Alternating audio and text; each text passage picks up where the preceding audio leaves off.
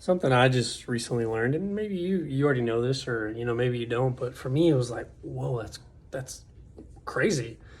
We think 60 to 70,000 thoughts a day. I I I didn't even realize I think that many thoughts. Like I thought maybe hey, maybe I think 100 thoughts a day, or maybe 200, something small. But 60 to 70,000 thoughts a day is how many thoughts that we think every single day. And as I've recently learned, I mean, I started learning this, about a week ago. Most of the thoughts that we have are just recurring thoughts. Like they're the same exact ones that we think almost all the time, that we've been thinking for maybe most of our lives because of things that have happened to us, good or bad. And when you start thinking about, hey, I think 60 to 70,000 thoughts a day,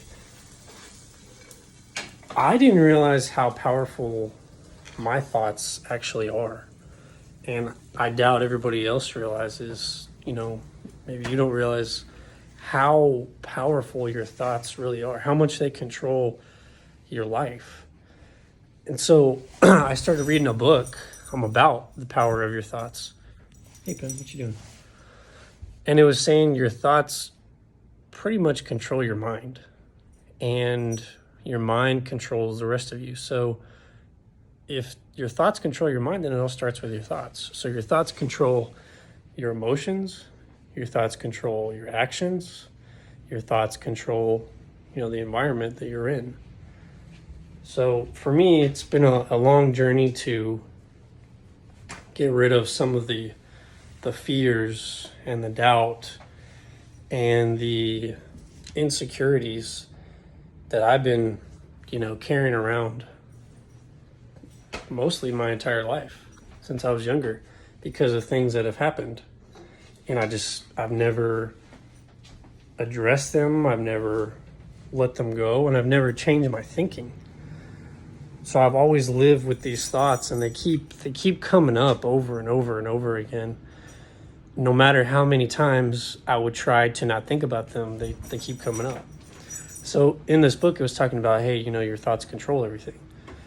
So then it started talking about, you can change your thoughts. You can change how you think. You can change what you think. You can change what kind of thoughts they are. And I started thinking to myself, well, if I've been thinking these bad thoughts all this time, and my life has gone the way it's gone, not that my life is horrible, but if I can think better thoughts, then how much can my life get better from where it is now? Because all this time I've been, stuck with these bad thoughts that have just been going over and over and over on repeat. So what if I put good thoughts on repeat? And I was like, okay. And I thought about that for a little bit. And then I started reading more. And it started talking about how your thoughts can actually change who you are. And it can actually change your genes, your DNA. So the guy who wrote it is a neuroscientist. His name is Joe Dispenza. And he talks about, hey, when you have good thoughts and you think good about yourself and you think good about everything around you and you expect the best, because as people, we're programmed with survival mode. It goes all the way back to, cavemen and stuff like that, running away from dinosaurs or running away from lions or wolves or whatever. They had that survival mode. It was either, hey, I survive or I'm dead.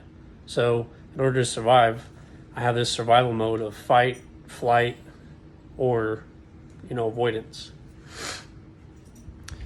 So we're programmed with that, whether we like it or not, whether we acknowledge it or not, we're programmed with that survival mode. And it just keeps going and going and going because we never think about changing it to, hey, I don't have to live in survival mode. I can live in the mode of, hey, the best things are going to happen. Because in survival mode, how your brain is taught is to think, okay, the worst possible thing is going to happen, so I got to react before it happens so I can prepare my body to do that. So what your mind does is it prepares your body and says, hey, the worst thing is going to happen tomorrow. You're going to be late to work. Tomorrow you're going to get in an accident. You could get in an accident. So what we're going to do is we're not going to go to work, or we're going to call in sick, or we're going to be late, whatever.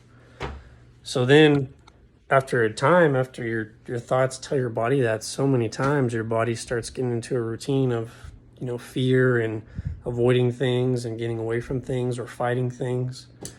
And after that happens for so long, then your body can just do things without your thoughts, without you even thinking a thought. So for example, let's say you got bit by a dog when you were younger, right? Let's say Penny bit you when you were younger. You see a dog 30 years later, and at the time, let's say you're 5 when you got bit by a dog. You see a dog 30 years later, and automatically, because your thoughts have told you for so long, oh my God, dogs are bad. Last time I got bit by a dog, I had to get in the hospital. I wound up with stitches, and it took me so long to recover. So your mind tries to tell your body to avoid that. So now every time you see a dog 30 years later, your body instantly says, oh, no, dogs are bad. Get away. Or, hey, let's fight. I'm going to get this dog away from me. I'm going to hurt this dog. Your body just does that immediately after a time, because your mind has taught your body that so long that now your body is in control. So then you're really in trouble, because your body can just react without your mind even telling it to do anything. Another example. Let's say, excuse me. Let's say you have a fear of, or let's say this. Let's say, you had a relative pass away when you were young, and it was really rough, and it affected your life in a lot of ways. Maybe you're like me. Maybe you lost your dad when you were young, and you never quite, addressed it or understood it or, let it go.